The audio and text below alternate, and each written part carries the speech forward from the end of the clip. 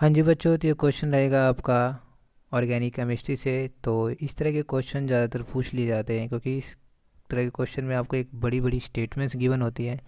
उन स्टेटमेंट को आपको डिकोड करना होता है, उसमें बहुत सारी रिएक्शन इन्वॉल्व होती हैं, है कि नहीं। और फिर उसके बाद 4-5 क्वेश्चन इस तरीके से पूछ लिए जाते हैं, ठीक है। तो देखिए ज़रा कैसे करेंगे, ठीक है। तो जैसे जैसे हम लोग पढ़ेंगे वैसे वैसे फ्लो चार्ट बनाने की कोशिश करेंगे, क्या क्या इन्फॉर्मेशन गिवन है, ठीक है। तो देखिए, a hydrocarbon a with molecular formula C5H10। तो एक हाइड्रोकार्बन है, मोलिकुलर फॉर्मूला C5H10 है। अब H10 C5 इस तरह की चीज़ें बोले, इसका मतलब ये CnH2n को फॉलो कर रहा है। और ये फार्मूला होता है आपके लिए किसका, एल्कीन का, ठीक है। इसका मतलब ए कोई एल्कीन है कि नहीं। अच्छा, इस एल्कीन का आपने क्या कराया है, on ozonolysis with give two products. इससे जब आप ओजोनोलिसिस कराते हैं, अब ओजोनोलिसिस में यहाँ पे बोला नहीं गया है कि रिडक्टिव ओजोनोलिसिस है कि ऑक्सीडेटिव ओजोनोलिसिस है। जब कुछ ना बोला जाए तो हम रिडक्टिव ओजोनोलिसिस करना पसंद करेंगे, है कि नहीं, ठीक है। तो ए एंड बी का यहाँ पे फॉर्मेशन हो रहा है, ठीक है। हाँ, रिडक्टिव ओजोनोलिसिस है कि ऑक्सीडेटिव ओजोनोलिसिस है, आगे इंफॉर्मेशन से भी पता चल जाएगा कि क्या कराना है, ठीक है। फिलहाल तो हम लोग ये मान के चलेंगे कि रिडक्टिव ओजोनोलिसिस है, बाकी हम बाद में देख ही लेंगे। अच्छा, जब बी एन सी, अच्छा यहाँ पे बी एन सी बनता है ना, क्या लिख दिया, B and C, okay. Both B and C give a yellow PPT, है ना। येलो पीपीटी देता है, कब देता है, जब इसको हीट किया जाता है आयोडीन के साथ in the presence of NaOH। तो ये क्या देते हैं, येलो पीपीटी का फॉर्मेशन करते हैं, ठीक है। किसके साथ, जब I2 और NaOH के साथ रिएक्शन कराते हो, हीट कराते हो, तो येलो पीपीटी बनता है। और आपको पता है कि ये जो रिएजेंट होता है ये आइडोफॉर्म का रिएजेंट है। आइडोफॉर्म टेस्ट का रिएजेंट यही तो होता है जिसमें CHI3 बनता है, जो कि येलो कलर का होता है। आ रही बात समझ में। अच्छा, CHI3 निकलेगा, इसका मतलब उस कंपाउंड के पास ये वाला ग्रुप जरूर होना चाहिए, क्योंकि आइडोफॉर्म टेस्ट वही कंपाउंड देते हैं जिसके पास ये वाला ग्रुप हो, ठीक है। स्टार्टिंग में हो या फिर बाद में बन जाए, इस तरीके का। समझ रहे हो बात को। जैसे कि हमारे पास मान लीजिए कि यहाँ पर अल्कोहल है। अब अल्कोहल को ऑक्सीडाइज करेंगे, क्योंकि हम ये जब डालते हैं तो ये ऑक्सीडाइजिंग एजेंट की तरह भी काम करता है और इसको ऑक्सीडाइज कर सकता है कीटोन के फॉर्म में। तो इसके पास भी C डबल बॉन्ड और CH3 यहाँ पर है। तो यही बोला मैंने कि वही कंपाउंड आपको क्या देगा, आइडोफॉर्म टेस्ट देगा जिसके पास C डबल बॉन्ड और CH3 वगैरह ये सब चीज़ें हों, ठीक है। तो इसका मतलब ये चीख चीख के कहना चाहता है कि बी और सी के पास एक ऐसा मतलब पार्ट है, ये वाला पार्ट है, कम से कम ये तो है ना दोनों के पास, ठीक है। इतना बोल दिया। और जब ये बोल रहा है कि दोनों के पास C double bond O CH3 है, तो इसका मतलब क्या हुआ, इसका मतलब ये हुआ कि हमारे पास जो 5 कार्बन का ये कंपाउंड था, उस 5 कार्बन में से ये जो बी एन सी था, इसमें एक पार्ट तो C double bond O CH3 और इसके लिए भी C double bond O CH3, मतलब 4 कार्बन तो इसी में इन्वॉल्व हो गए ना। आ रही बात समझे, 5 कार्बन में से 4 कार्बन आपको दिखाई दे चुके हैं, सी में ये दिख रहा है और बी में ये दिख रहा है। आ रही बात समझे।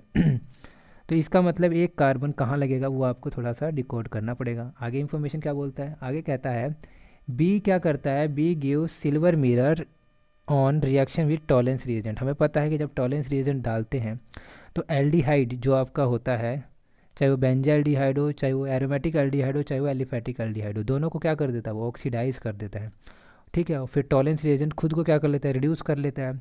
तो रिड्यूस करके जो आपको पता है कि ये आपका टॉलेंस रिएजेंट का कुछ पार्ट होता है, ठीक है, ठीक है। बेसिक कंडीशन में ये होता है। तो यहाँ पर Ag+ के फॉर्म में है, तो ये क्या फॉर्म में आ जाता है, Ag0 के फॉर्म में। मतलब यही तो सिल्वर मिरर टेस्ट देगा, है ना। जो सिल्वर फॉर्म होता है वो यही तो है कि नहीं। तो जो आपका टॉलेंस रिएजेंट है ये खुद को रिड्यूस कर लेता है। यहाँ पे देख रहे हो, प्लस से कहाँ चला गया, 0 पे। तो एक इलेक्ट्रॉन लिया होगा तो खुद को क्या किया, रिड्यूस करेगा, है कि नहीं। तो दूसरों को क्या करेगा, ऑक्सीडाइज करेगा। तो हमें पता है कि टॉलेंस रिएजेंट जो होता है वो एलिफेटिक एल्डिहाइड या फिर एरोमेटिक एल्डिहाइड, दोनों को क्या कर देता है, ऑक्सीडाइज कर देता है। और किस में कन्वर्ट कर देता है, कार्बोक्सिलिक एसिड में, ठीक है। लेकिन चूंकि आपका जो मीडियम होता है टॉलेंस रिएजेंट का वो बेसिक होता है, तो कार्बोक्सिलिक एसिड ना बन के वो कार्बोक्सिलेट बन जाता है। तो मैं क्या लिखूँगा यहाँ पर, RCO नेगेटिव, और यहाँ पे बेंजीन वाला है तो बेंजीन, फिर CO नेगेटिव। इस तरीके से क्या करता है, एल्डिहाइड पार्ट को ऑक्सीडाइज कर देता है। समझ आ गई बात, ठीक है। तो इतना समझ आया कि जो बी है वो क्या देता है, सिल्वर मिरर टेस्ट देता है। इसका मतलब उसके पास क्या होगा, एक एल्डिहाइड ग्रुप होगा। लेकिन अगर मैं ध्यान से देखूं पहले वाले इंफॉर्मेशन से, तो उसके पास तो ये वाला सी डबल बॉन्ड और सी एस सी तो पहले से है, तो एल्डिहाइड तो आया नहीं। अगर मैं यहाँ हाइड्रोजन लगा दूँ तो ये एल्डिहाइड भी हो जाएगा। समझ रहे बात को क्या ये C double bond O H हो गया ना। तो इस तरीके से ये एल्डिहाइड भी बन सकता है, और ये टॉलेंट टेस्ट साथ साथ आइडोफॉर्म टेस्ट दोनों दे पाएगा। आ रही बात समझ में। तो अब एक कार्बन का क्या करिए सोच के देखिए ना, क्योंकि अब मैं यहाँ पर कोई कार्बन ऐड नहीं कर पा रहा हूँ, है कि नहीं, तो मुझे यहाँ पर ऐड करना पड़ेगा। ठीक है, तो इस तरीके से मैंने कार्बन तो निपटा दिया कि हाँ भाई फॉर्मूला कुछ इसी तरीके से होना चाहिए। समझ रहे हो बात को।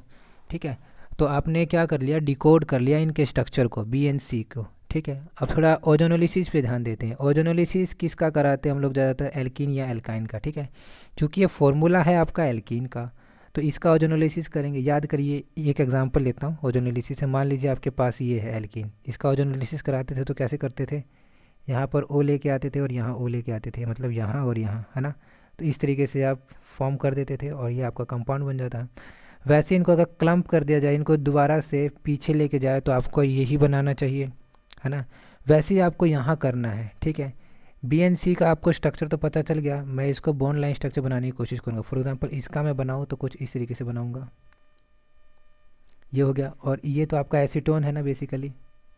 ठीक है, तो मैं इसको रफ कर रहा हूँ ताकि आपको चीज़ें समझ आए। तो ये आपका C5H10 था, ओजोनोलिसिस किया आपने। देन उसके बाद क्या हुआ, देन उसके बाद हुआ आपका एक एल्डिहाइड बनता है जो कि ये वाला, और एक आपका कीटोन बनता है। ठीक है, इतना हम लोगों ने डिकोड कर लिया था।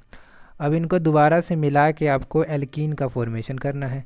तो इस तरीके से अगर मैं लिखूँ इन चीज़ों को, एक को ऐसे लिखूँ, तो अब इन दोनों को मिला सकते हैं। और क्या आप ऐसा बना सकते हैं, बिल्कुल आसान है ना। तो इस तरीके से हमें ये समझ आया कि हमारा एल्कीन ये हो सकता है कि नहीं। ज़रा एक बार फॉर्मूला चेक कर लेते हैं। क्या यहाँ पर 5 कार्बन है, 1 2 3, सॉरी नहीं, 1 2 3 4 5, बिल्कुल 5 कार्बन है। नंबर ऑफ़ हाइड्रोजन चेक कर लेते हैं। अगर नंबर ऑफ़ हाइड्रोजन सेम है तो बात बन जाएगी। तो यहाँ पर 3 हाइड्रोजन, 3 यहाँ, 3 3 6, 6 3 9, 9 और 1 10। तो इस तरीके से आपका यहाँ पर फॉर्मूला भी निकल के आ गया। ठीक है, तो आपका यहाँ पर C5H10 का स्ट्रक्चर आपका ये हो जाएगा। ठीक है, BNC का स्ट्रक्चर तो हम पहले ही पता कर चुके हैं। ठीक है, अब इसने पहला क्वेश्चन यही पूछा था, आइडेंटिफाई ABNC, तो ABNC आपको पता चल गया है। ठीक है, अगर नाम वाम पूछना चाहे तो नाम वगैरह भी देख ही लेते हैं, अभी साथ साथ ही सब कुछ कर लेते हैं। तो इसका अगर नाम कैसे बताओगे, अगर कोई पूछे तो इसका नाम क्या होगा, तो इसका नाम होगा 1 2 3 4, इस तरीके से कर सकते हैं। तो ब्यूट लिखना पड़ेगा आपको, रूट वर्ड हो गया, 2 पर इन है, इतना निपट गया आपका काम। ठीक है, देन इसके बाद आपको समझ आ रहा है 3 पर मिथाइल है, तो 3 मिथाइल लिख लीजिए। आ रही है बात समझ में। तो इस तरीके से 3 मिथाइल ब्यूट टू इन आपका बन जाएगा, इसका नाम हो जाएगा। ठीक है, और इसका नाम तो हम जानते हैं इथेनल, और इसका नाम एसीटोन या फिर प्रोपेनन।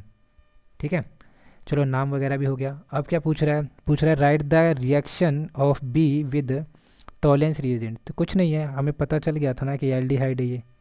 ठीक है, टॉलेंस रिएजेंट के साथ अगर हम करेंगे, अच्छा एक बार लिख ही लेते हैं टॉलेंस रिएजेंट का स्ट्रक्चर वगैरह जो भी है, फॉर्मूला AgNH3 ट्वाइस प्लस में। ठीक है, बेसिक मीडियम में, बैलेंस अपने आप कर लेना। होगा क्या, अभी तो बताया था ऑक्सीडाइज कर देगा इस पार्ट को, ये जो पार्ट है ऑक्सीडाइज हो चुका है। ठीक है, साथ में सिल्वर मिरर। ठीक है, अमोनिया भी निकल जाएगा। ठीक है, पानी भी निकल जाएगा। ठीक है, तो इस तरीके से आपको ये बनाना, अरे पानी क्यों नहीं लिख जा रहा, प्लस में वाटर। ठीक है, तो इस तरीके से आपको ये रिएक्शन लिखनी थी। आ रही है बात समझ में। ठीक है, अगर आप ध्यान से देखें, एक बार दोबारा बता देते हैं। यहाँ पे देखिए Ag प्लस के फॉर्म में है, वो क्या हो गया, खुद रिड्यूस हो गया। और यहाँ पर ये कार्बोक्सिलिक जो एल्डिहाइड था ये क्या हो गया, ऑक्सीडाइज होगा। आप ना ऑक्सीडेशन नंबर भी चेक कर सकते हैं कार्बन का। ठीक है, उससे भी पता कर सकते हैं कि ऑक्सीडेशन नंबर में इंक्रीमेंट आएगा। ठीक है, चलिए, तो ये हुआ आपका बी पार्ट। सी पार्ट देखने की कोशिश करते हैं। Write the equation for iodoform test. तो अभी तो बताया था आइडोफॉर्म टेस्ट में क्या यूज़ करते हो, NaOH और I2। ठीक है, सी का बताना है ना। तो ये देखिए आपके पास ये एसीटोन था हमारा सी, याद है, और इसमें आपने I2 डाला प्लस NaOH डाला। ठीक है, तो क्या बनेगा, ठीक है। तो इससे बनता है एक ऑक्सीडाइज प्रोडक्ट, यहाँ पे आपको दिखाई पड़ेगा। ठीक है, इस तरीके से Na+ कर सकते हैं। सोडियम आयोडाइड प्लस में CH3, यही तो मेन है, प्लस में पानी भी बनेगा। ठीक है, तो इस तरीके से आप कह सकते हैं कि यहाँ पर जो है ये जो CH3 है आयोडोफॉर्म, इसी कहते हैं आयोडोफॉर्म। जैसे कि CHCl3 होता तो क्या होता, क्लोरोफॉर्म। CHBr3 होता तो ब्रोमोफॉर्म। इसी तरीके से ये क्या है, आयोडोफॉर्म है। ठीक है, तो ये हो गया आपका आयोडोफॉर्म टेस्ट का रिएक्शन। ठीक है, जिसमें आपको दिखेगा कि यहाँ पर जो CH3 है ना, वही ये CH3 है। कौन सा, ये वाला CHI3। जो कार्बन यहाँ पर है वो कार्बन यहीं से आया, इसीलिए कहा जाता है कि कम से कम CH3 और कीटोन ये वाला पार्ट तो होना ही चाहिए कम से कम। ठीक है, तभी जाके आपके पास PPT का फॉर्मेशन होगा। मतलब कहने का मतलब ये, कार्बन के पास 3 हाइड्रोजन होने चाहिए तभी 3 आयोडीन आएंगे। ठीक है, अगर आपको नहीं समझ आ रहा तो डिटेल मैकेनिज्म आप शायद हम लोगों ने पहले भी कर चुके हैं, उसमें आप देख सकते हैं। चूँकि हमें पता है कि 3 मोल आयोडीन यहाँ यूज़ होंगे तब जाके यहाँ पर CHI3 का फॉर्मेशन होता है। ठीक है, और ये येलो इन PPT फॉर्म करता है। ठीक है, येलो PPT फॉर्म करता है। हाँ, तो अगले क्वेश्चन में देखिए डी क्या कह रहा है, write down the equation for aldol condensation reaction of B and C. दोनों का एल्डोल कंडेंसेशन बनाना है आपको प्रोडक्ट। ठीक है, बी एंड सी का, दोनों का शायद अलग अलग बनाना है ना। तो अलग अलग भी बना सकते हैं और साथ में बना सकते हैं, तो हम लोग सारे कर लेते हैं। एक बार अलग अलग कर लेते हैं। तो सबसे पहले आपके पास इथेनॉल है ना, ये आपके पास इथेनॉल है। ठीक है, जानबूझ के स्ट्रक्चर खोल दिया, इसको और भी खोल सकते हैं। किस तरीके से, तो देखिए काफ़ी ज़्यादा ओपन कर दिया इसको ताकि चीज़ें समझ में आए। ठीक है, आपको ये बात समझ आती है कि एल्डोल कंडेंसेशन में यूज़ क्या करते हो, डाइल्यूट NaOH यूज़ करते हो, और NaOH में जो OH- है वही काम का है। ठीक है, बाकी Na+ तो स्पेक्टेटर आयन है, वो कुछ करने वाला है नहीं। ये क्या करेगा, इस हाइड्रोजन को स्नैच कर लेगा और वाटर निकाल देगा। ठीक है, तो ये बॉन्ड इधर आ जाएगा। देन इसके बाद यहाँ पर CH2 नेगेटिव क्रिएट हो जाएगा और ये आपका इस तरीके से एनायन का फॉर्मेशन हो जाएगा। अब ये एनायन स्टेबलाइज है बाय रेजोनेंस। ठीक है, बात आ रही समझ, अगर इसका रेजोनेटिक स्ट्रक्चर बनाना चाहो तो कुछ इस तरीके से बना सकते हो आप। ठीक है, लेकिन आपके पास और भी CH3C डबल बॉन्ड OH है। ठीक है, सिस्टम में और भी है। ठीक है, तो क्या होता है कि ये एज ए न्यूक्लियोफाइल अटैक करता है। ठीक है, आप कहोगे कि यहाँ पर ये क्यों नहीं अटैक करता, तो देखिए ऑक्सीजन पर नेगेटिव चार्ज स्टेबल है ना, तो वो ज़्यादा क्यों जाएगा उछलने, है ना। ये जो कार्बन पर नेगेटिव चार्ज है ये कम स्टेबल है ना, तो यही एज ए न्यूक्लियोफाइल अटैक करता है यहाँ पर और इस बॉन्ड को इधर शिफ्ट कर देता है। तो इस तरीके से आपको मैकेनिज़्म वगैरह से जाओगे तो आपको बिल्कुल क्लियर होगी बातें। अदरवाइज़ आप रटने वाला भी तरीका हम आपको बताने की कोशिश करेंगे। ठीक है, तो इस तरीके से फॉर्म हो गया। इस बात को समझिए कि ये जो कार्बन था वो यहाँ पर आ चुका है। ठीक है, और ये जो पूरा पार्ट है वो आपको यहाँ पर दिखाई दे रहा है। समझ आती है बात, ओके। देन इसके बाद आपको जो वाटर निकला था ना, उसमें से एक हाइड्रोजन ले लीजिए वापस से।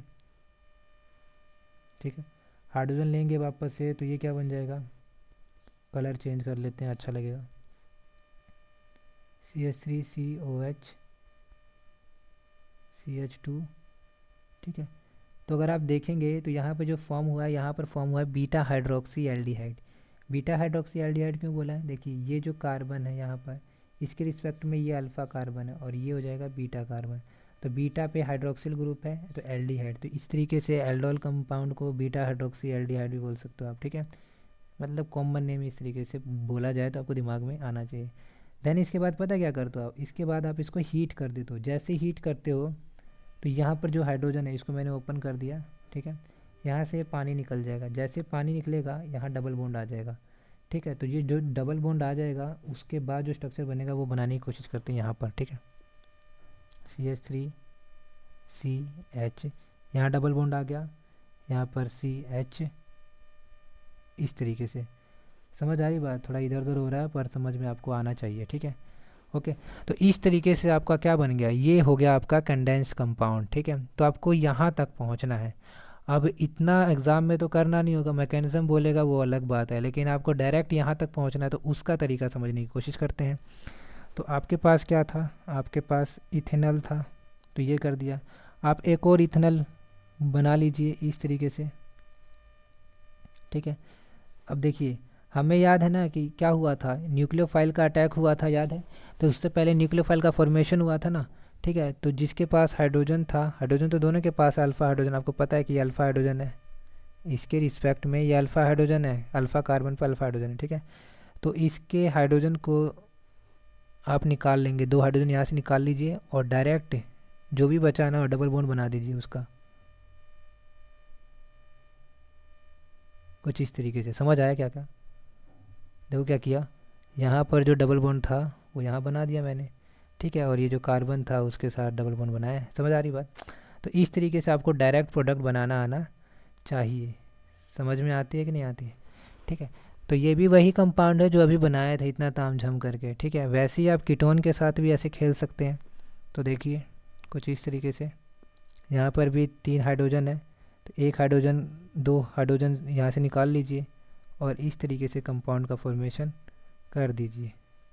आ रही बात समझ में? तो यहाँ पर बीटा हाइड्रोक्सी कीटोन बनता, अगर इससे पहले वाला सोचे कि इससे पहले क्या बनता, इससे पहले, क्योंकि इसको तो आपने पानी निकालने के बाद बनाया है ना, इससे पहले आपका ये बनता, याद है? इसी को तो हीट करोगे तो ये बनेगा। समझ आ रही बात? तो आप इससे पीछे वाला ही बना सकते हो, ठीक है। अगर इससे पीछे वाला बनाने की कोशिश करें तो कुछ इस तरीके से बना सकते हो। पीछे वाला मतलब जो बीटा हाइड्रोक्सी कंपाउंड के बारे में बात कर रहा हूँ। आ रही बात समझ में?